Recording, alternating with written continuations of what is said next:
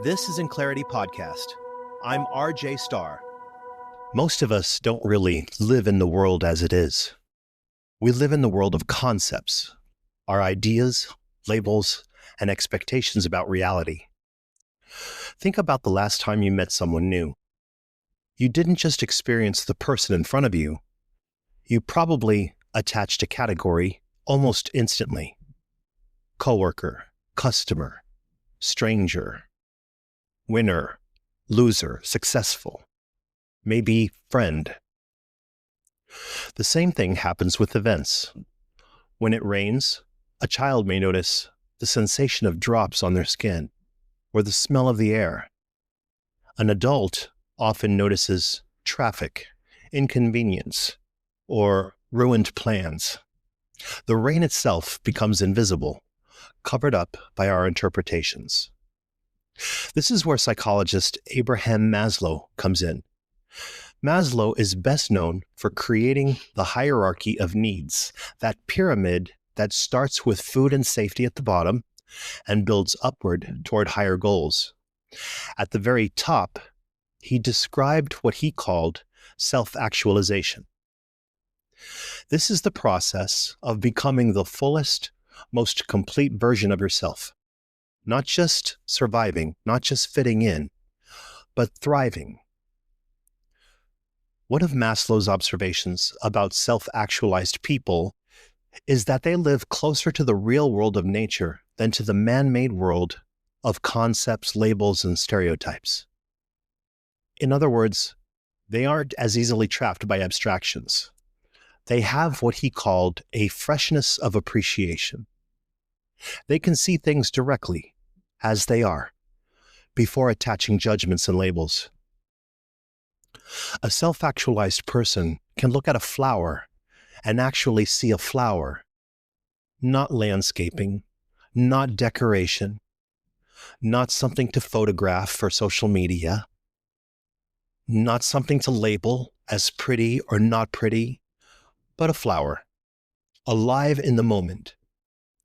They can meet a person and experience them first as a human being, not as a stereotype shaped by culture. This way of living carries a certain simplicity and immediacy that many people lose as they grow older. That doesn't mean they reject concepts, beliefs, or culture. Maslow wasn't saying you should forget everything you know. Concepts are necessary. We need them to make decisions, to communicate, and to function in society. The problem is when we confuse the concept with reality itself. If all you see in walking is exercise, you miss the joy of movement. If all you see in another person is status, you miss the individual right in front of you. Psychologically, this is about perception, awareness, and authenticity. It's about loosening the automatic filters that shape how we see the world. Maslow noticed that people who are more self-actualized have the ability to step back, notice those filters, and then choose to see more directly. They are not constantly lost in comparisons, judgments, or stereotypes. You might recognize this in moments when life feels unusually vivid. Maybe you've had an experience where the world seemed clearer or more real than usual, watching a sunset, listening to a piece of music, holding a child, or sitting quietly in nature. For most people, these moments are rare.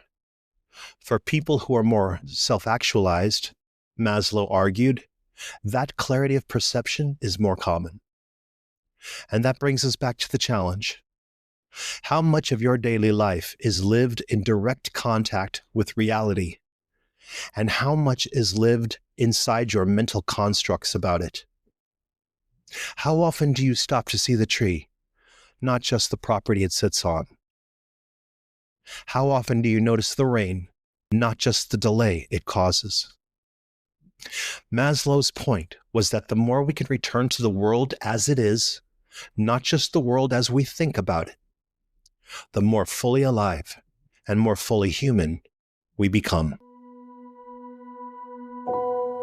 This is In Clarity Podcast. I'm RJ Starr.